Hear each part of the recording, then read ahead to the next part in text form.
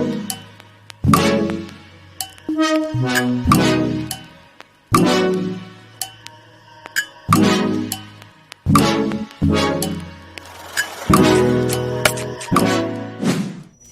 guys! I'm back! Hi guys! Welcome back to my channel. So for today's video, syempre as usual, mahilig tayo mag-haul and nakakatuwa lang dahil nagbabalik ako dahil syempre hindi ako naging active dito sa YouTube kasi alam niyo na, nag-pandemic and hindi ko kaya pagsabayin yung YouTube and yung pag-aaral ko. So, I'll try my best para yun, maging active dito sa YouTube. Since malapit na magbakasyon, so I hope na maging active ako dito. Active. So, ang gagawin natin ngayon is, umalis kasi kami ngayon and kakarating lang din namin. Hindi maganda. Ngayon is mag-haul tayo. Umalis nga kami, paulit-ulit. So nakita ko yung craft room tour ko dati, yung ginawa ko. And natuwa ako kasi umabot siya ng 15k views. And thank you po sa lahat na nanood. And ngayon, marami ako nakita sa comment section na updated craft room tour daw. So ngayon, hindi pa ready yung room ko kasi aayusin pa. Gusto ko kasi papinturahan and sad na sabi ni Papa tanggalin ko na daw to. So, ginawa ko, tatanggalin to pero ililipat ko siya ng iba doon sa hagdan. Siyempre, hindi pwedeng alisin to lahat. So, update ko na lang kayo kung kailan ako gagawa ng updated craft room tour. So, ngayon, dahil maraming nag-request, medyo hindi na ganun karami yung mga stock ko ng school supplies. And ngayon, bumili ako. Pero hindi rin ngayon ganun ba? Ano ba? Kata ko nabubulol. So, ngayon yung bumili kami sa isang store na mga school supplies. So, bumili ako ng mga school supplies na mga wala na ako dito, na mga naubos na kasi hindi na rin ako nakakabili. Minsan, kapag wala na ako mga gamit, sa Shopee na lang ako bumibili. Kasi nga, di ba, hindi na pwedeng lumabas, bawal na pumunta sa mga malls, ganyan. So, yun, Shopee na lang yung ginagawa ko. And ngayon, nakaalis kami and nakapunta kami sa Central Mall, sa may dito sa Salitran. So, bumili kami sa Mr. DIY.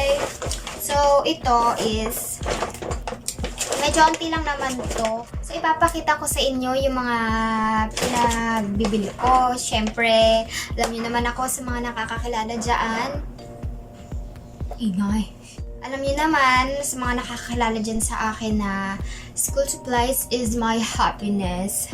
And yun, sa mga nakaka-relate sa akin na school supplies lang masaya na kahit tapos na yung pasukan, bakasyon na is, bumili pa rin ako ng mga school supplies. Ewan ko ba, kahit minsan, collection ko lang talaga, yun, ganun. Guys, please subscribe my channel and don't forget to like and share. So guys, huwag na natin patagalin pa. Let's start. Ngayon ko lang napansin na nasa gilid pala ako.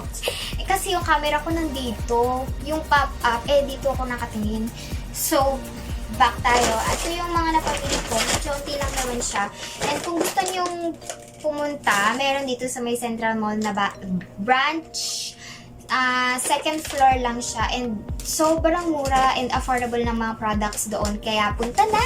First na nabili ko is ito. Ang cute niya lang. Unicorn lang siya, guys. Ayan. And unicorn eraser siya. And ilalagay ko na lang yung mga price dyan sa screen. So, ang cute lang niya. Kasi violet yung favorite color ko. So, ayan. And hindi ko siya gagamitin, no? Pan-display ko lang. Collection lang, you know? So, next is ilalabas ko na lahat.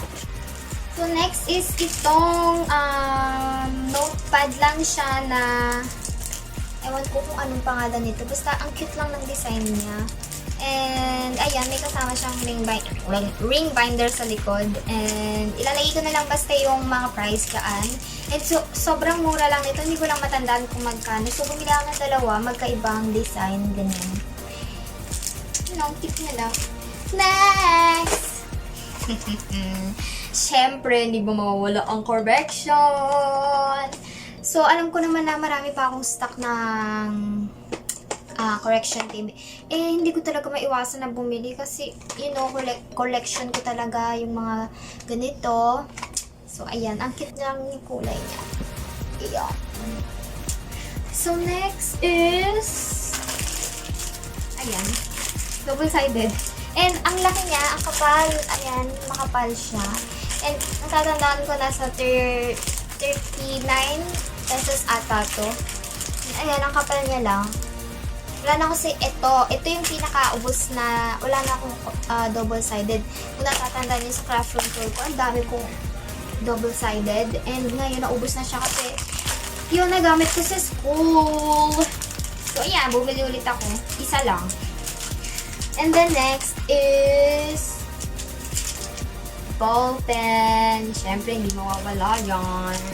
So, ito is gel pen pala siya ka. And ganyan lang yung ano niya, itsura. And ito ay 0.5 yung kanyang ink. Yan. So, medyo onti na lang ito natitira. Sabi ko sa'yo, onti lang yung napamili ko. Is onti na lang ito natitira. Siguro mga 3 na lang. So, yun. Bumili ako ng organizer. Ayan. Ang cute niya lang. So, balak kong lagyan dito ng mga ballpen. Kung anong anik-anik yung pag-ilalagay. Ang cute niya lang kasi meron siyang divider. Ayan. Ang cute lang niya. And color pink siya. Hindi ko pink ba tawag? Peach pala. Peach. Ayan. Yun lang. Cute. Then, second to the last is tada! Ay, hindi kita. Wait. Ayan. Noong una akala ko is colored pencil to, pero tinignan ko lapis pala. And ang cute niya lang kasi super pastel color lang and nahihilig na ako sa mga pastel colors. And ayan, 12 pieces na siya and hindi ko alam kung magkano to, nasa 50 plus ata. Yan, ganun. Ang cute lang niya, iba-iba color na siya. Ayan.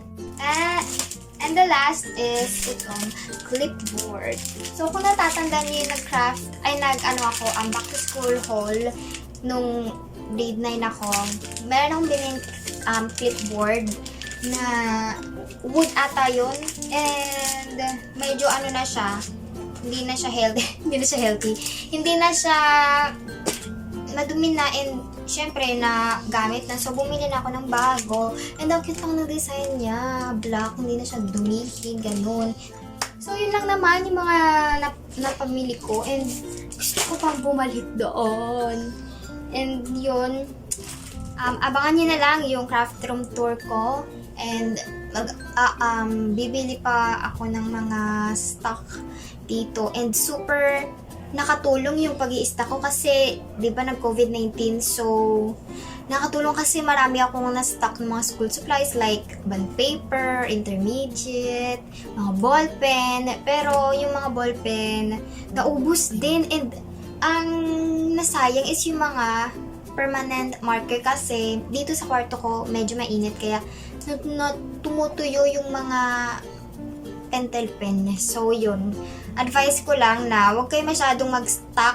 Alam niyo naman ako, grabe ako mag-collect. Hindi ko naman alam na ganun yung mangyayari. And, ayun, hindi na ako masyadong bumili ng mga permanent markers. Bumibili na lang ako pag gagamitin na siya. Pero may mga natira pa naman ako dyan na permanent markers. Guys, update ko din kayo na gagawa ko ng mga cover ng mga kanta. And abangan nyo yan. Kasi meron ako nabili sa Shopee na mic recorder siya. And yun, ang ganda lang niya kasi, you know, singer-singerist tayo doon. So yun lang guys, thank you for watching and sana nagustuhan nyo.